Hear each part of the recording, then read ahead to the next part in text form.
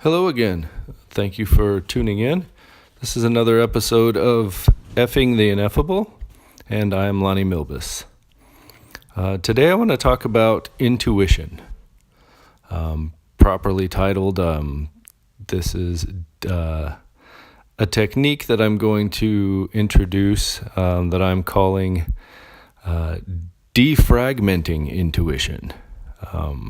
And I'll get into why in a moment. But first, I'd like to come up with a definition for what is intuition. Intuition, like so many other words that we've discussed, it's used a lot, and the term is definitely applied to a great many ideas about thought processes, inspirations, many things, much like love. Now, everyone says they know what love is because everyone has their own concept of love. However, if you ask someone who says they know of love, well, show me an act of love. There are some, no doubt, that would respond, well, love to me is that I really want to be with this person. I really just want to spend all of my time. I long for them. And that's fine. That's a definition of love, but some might argue that that is desire and not love, that love is unconditional and selfless, whereas wanting to possess someone or wanting to receive the benefits of being in their presence or having them be devoted to you would not necessarily be you loving them, it would be you desiring them. Whereas love would be more of a giving attitude. So, like love, intuition is used in many senses. This became part of this episode because someone had asked me, what part of the mind does intuition belong to? And, I understood where it was coming from, but it kind of caught me off guard because in my model of my organism, of my being, is that intuition is not part of mind. The mind is part of Maya, and intuition is something beyond that. So intuition, the word, most people think they know what it is. Most people will use the word. I'm sure if you say, I used my intuition, there aren't many people that would say, intuition, what is this? I haven't heard of this, except maybe children. So they think they know what it is, but those very same people, if you ask them, say, tell me something about myself from your intuition on the spot. You're likely, with some people, to watch them falter. They'll stare at you like you're asking something unbelievable, something impossible of them. And that's, mostly because intuition doesn't really mean anything. That's tangible to some people. So, is it a faculty of the mind? Carl Jung, in an interview, was asked about intuition, and he defined it as a perception by ways or means of the unconscious. If you look for the various dictionary definitions, psychological definitions, academic definitions, intuition is defined as the ability to understand something immediately without the need for conscious reasoning nor inference. So we're not using the reasoning mind. We're not using previous experience. We are just knowing. So it's an instant knowing according to the basic mundane definitions. So then you get to people who start to define, okay, well, there's this knowledge, but where is this knowledge coming from? If knowledge is not received from the external world, by what means are we receiving this knowledge? And this is where Osho talks about intuition in this way. He calls it knowing without logic, and our own deep well of wisdom, he calls it. But he goes a step further in his teachings in that intuition, a state of knowing through intuition, is the ideal for the yogi. that is the goal of mystic attainment, is to be tuned into that intuition primarily, and kind of phasing out the rational thinking mind that's basing things on experiences and concepts. So I am choosing to use a model where it is not within our own mind. Maybe the intuition itself as a faculty, we'll discuss that, but the knowledge itself is not in the brain. It's not learned by our experiences. It's something else. But it's, I guess, the model that I would ask you to entertain for this episode is that it is within us, but also shared among all of us, among all living things, that this knowledge is this one source that, instead of being encompassed within our brain or encompassed within our mind, it encompasses us. So we have to flip the script a little bit to understand intuition. And this is using, I come from the Vedic model of that the mind is made from the same material energy as the body. So Maya is body and mind. And that there's that which is beyond that. The intellect is what defines the parameters, essentially, of the mind. It's like the decisions of living build up this intellect. And then there's the soul beyond that, and then the highest beyond that. So it is finite. The mind is a finite mechanism. It's built up of concepts which are proven false, mostly, always. But it's what we use to get around, to do the things in the material world that we do. But intuition seems to function with the mind. So it kind of it will flash the mind with new information, not previously learned. Okay, so to organize this, again, we've got Osho saying it's that deep well. Ram Dass, one more, defines it, intuition. Ram Dass says, intuition is God within you.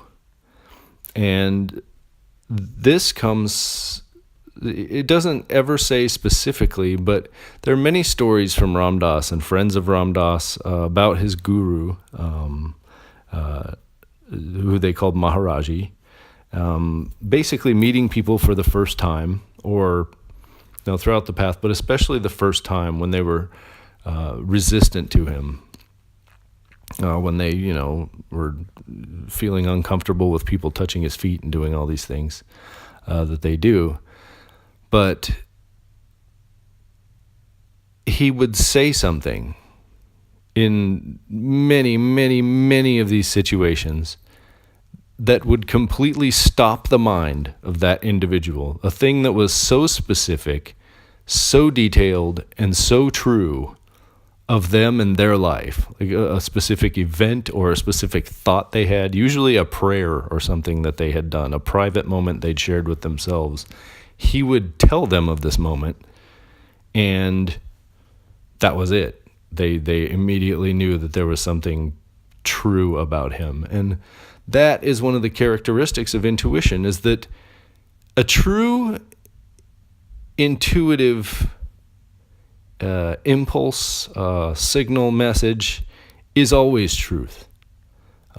We may say that my intuition said this related to a feeling or an emotion or something else, but that's not really intuition. One of the marks of intuition is that it flashes, it's absolutely true.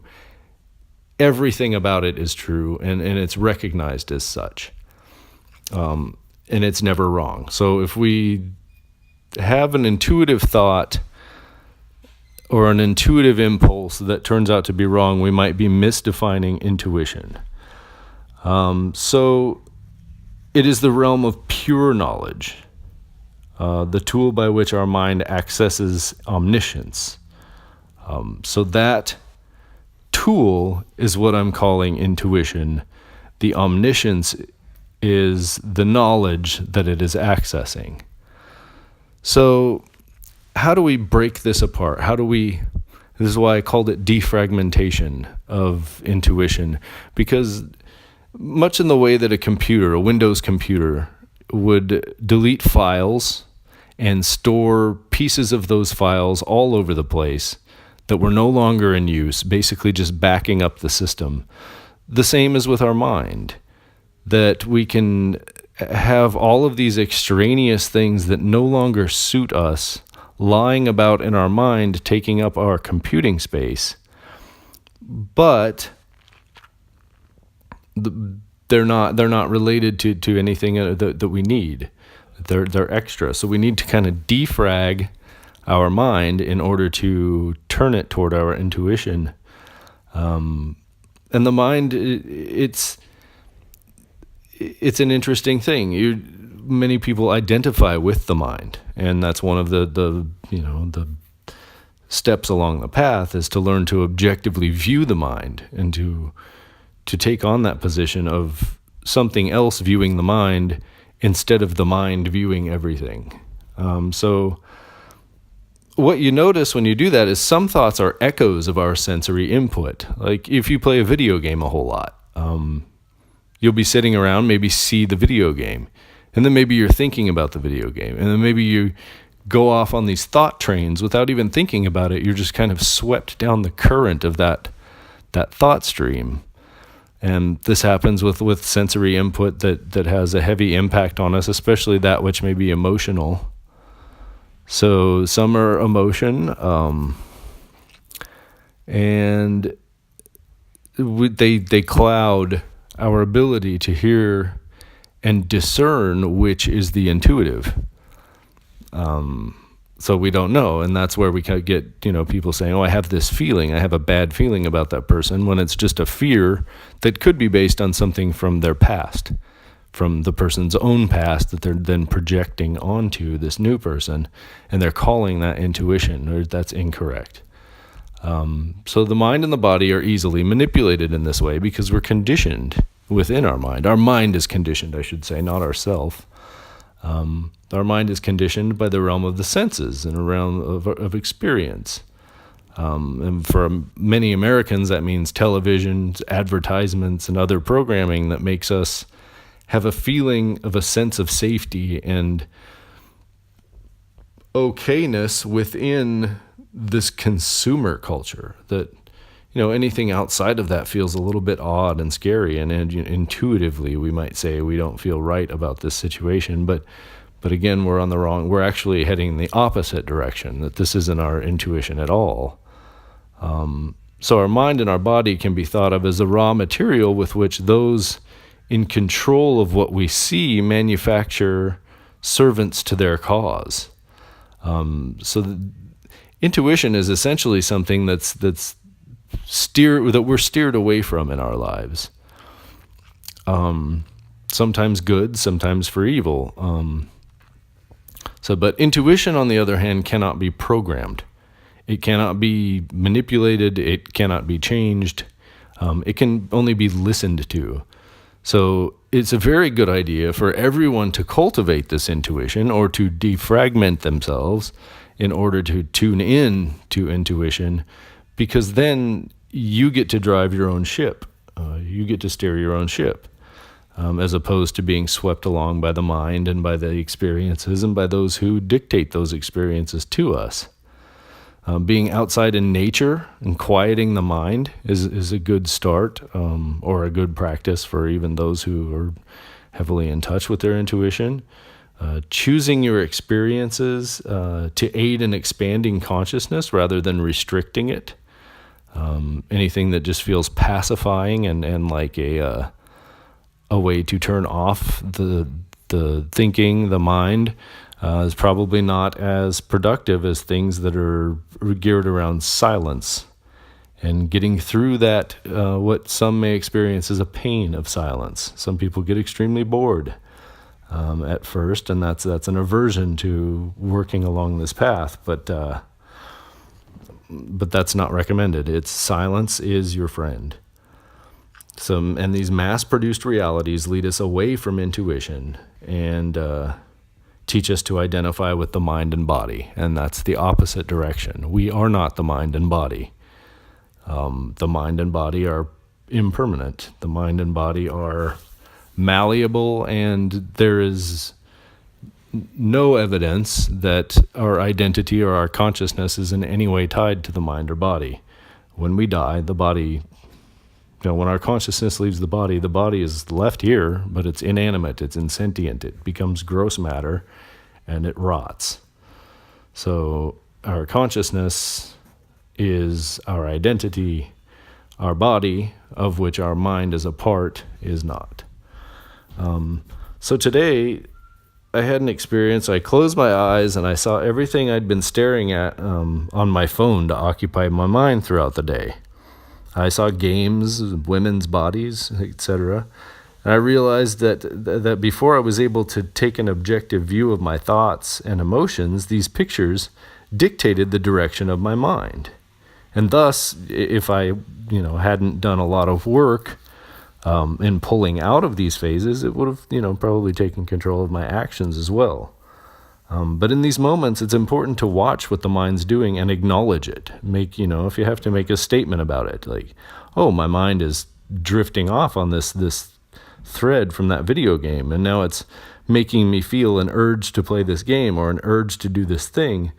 Isn't that interesting? And not to judge it. Don't judge them as bad or try to shove them out. Welcome them in and say, oh, look, you're trying to take over my life here. Well, welcome, come on in and sit down. And generally that's enough to make these thoughts, put you back in the right perspective, make the thoughts take their proper position. So without following or chasing them, just silently witness the mind, the thoughts, the emotion, and when you become that witness, that is when the intuition appears. There's really not a clearer way to say it than that. It's probably a very subjective and personalized experience for everyone, but I can say that the common thread seems to be in that silence where we are the witness of our mind, of our body, of our emotions, and not subject to them, not identified with them, is when we can hear, see, feel, or however we perceive the intuition. Some ways, other ways to develop this exist, of course, within the system of Aleister Crowley's AA. He has what does he call them? Physical clairvoyance exercises.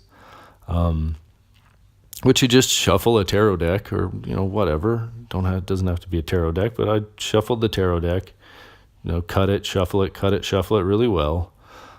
Pick a card that you're not looking at, you don't know what it is, so you've cut it, you've seen it. I placed it on my forehead facing away from me, where I couldn't see it, but I just felt that I think I watched Johnny Carson when I was a kid, and that was, where I got the idea.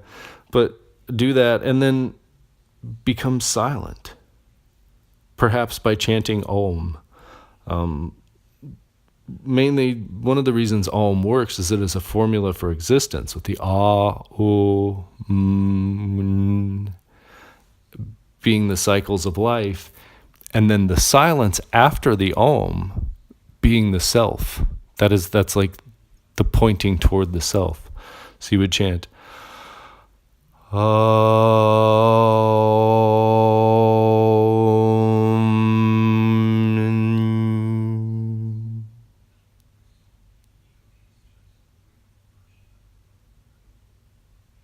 and in that silence is ripe for intuition. So you can chant Om if you want to with the card, but then name the card.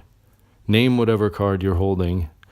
Write down what you've named, and then view the card and record the result. You got it right, you got it somewhat right, you got it wholly wrong, and whatever it is. But you can also often see some connection between what you guessed and what you saw. I bet more often than not, you will be at least somewhat correct in your guess. And in doing this, you're building the attentiveness to that intuition, because that thing that you're looking at when you're trying to guess the card is you're looking for that intuition. That's allowing your receptivity to it, and just the practice of becoming receptive to it is most of the battle. So also another way to cultivate the intuition is allow imagination to escape the rational constructs. Think of alternative things in any situation, especially highly emotional situations when someone's trying to get you to feel a way about another person or about a thing. Step back. And this is, often pairing ideas with their opposites is this practice. Try to see it another way. And in that, using your imagination, you're creating a broader world for yourself. You're escaping the typical, the programmed, and you're starting to become the programmer. Again, it's stepping out of that identification with the thought processes and identifying yourself with that which views and decides the thought processes. So that freedom of imagination can become the ultimate state of silent receptivity through which we become acquainted with our intuition. And that's the goal, the knowledge, the omniscience that the intuition is tuning itself into. That is the permanent thing. The intuition itself is the faculty by which we access that, perhaps with the mind or with the intellect. So, as the Vedas put it, that God is seated in the heart.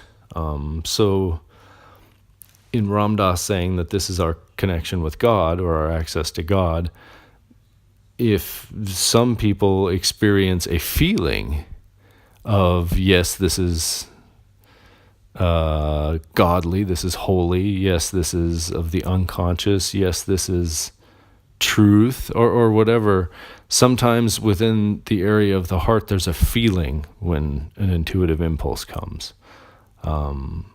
Often a sensation or activity of energy around the heart comes along with intuition. For some people, I imagine it may not be true for everyone.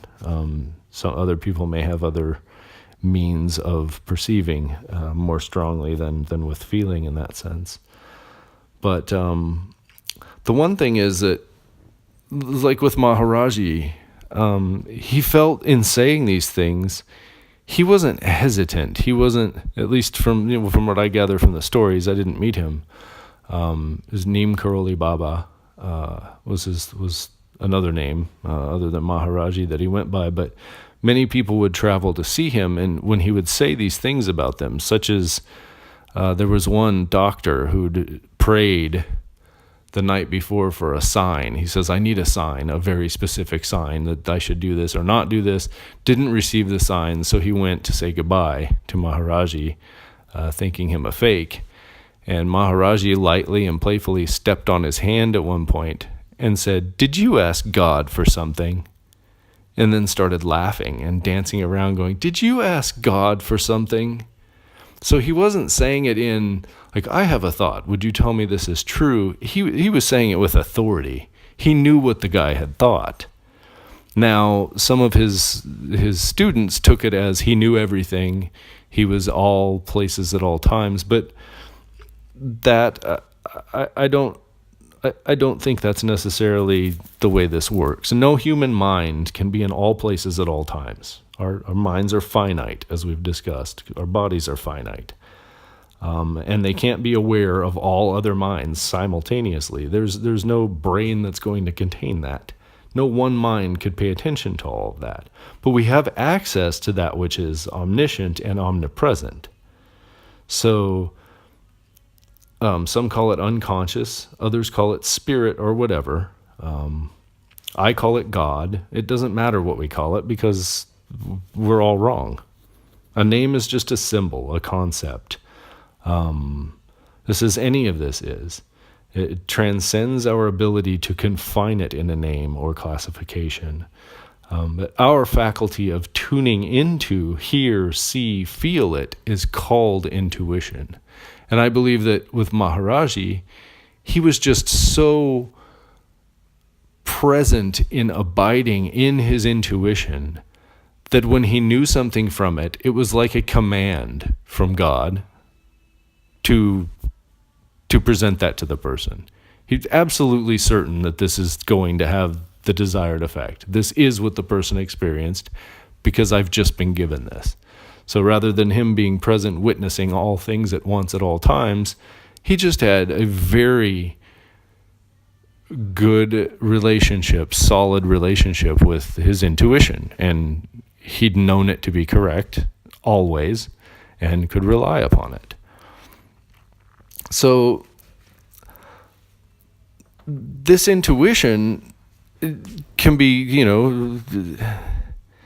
it's a faculty. So we'll call it a human faculty, but the knowledge and that which it's accessing breaks down to the goal of all this mystical attainment and all these things we do upon the path, as Osho said. And if we can look at it in this way, and just focus on hearing our intuition and testing our intuition, it very well could lead us to the goal of all of our spiritual pursuits. I know that I've been happy with any success in that realm, and it's never done me wrong. Everything I've gained from it has been extremely positive, and has broken me free of some things that I didn't even know I could be free from, such as this conditioning and the programming and, all of just the automatic and thoughtless obedience to the consumer system and to the way that things are. Everybody takes it as, this is what we do, this is what people do at this time, and this is what people do at this time, as I've talked about in other episodes. It's kind of that slavery to the calendar and to the ways of other people dictating my life. Intuition and seeking greater understanding of and acquaintance with intuition can free you from all of these things. So yeah, if you find any of this helpful, I really hope that you will have some success in defragmenting your own intuition. And I would appreciate hearing any results or any thoughts on this, either in the comment section on YouTube or on the Facebook page. The group on Facebook is called The Path of Return. Or feel free to post a message there or in the comments here below. And I thank you again for listening, and I hope this has been helpful. I hope that I can continue to provide helpful information in the future, with God willing or Spirit willing. I will speak with you again soon. Thank you.